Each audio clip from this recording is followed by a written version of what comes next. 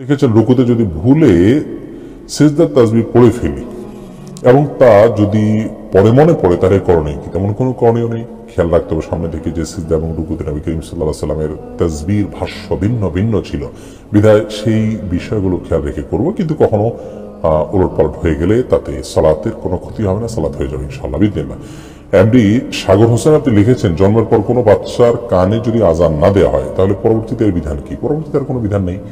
আর বাচ্চার কানে আজান দেওয়ার বিষয়ে অনেকগুলো হাদিস বর্ণিত হয়েছে, যদি হাদিসগুলোর প্রায় সবগুলোর এই হাদিসের সনদ নিয়ে মুহাদ্দিসরা আপত্তি তুলেছেন অনেকেই এবং দায়ী বলেছেন সবগুলোকেই।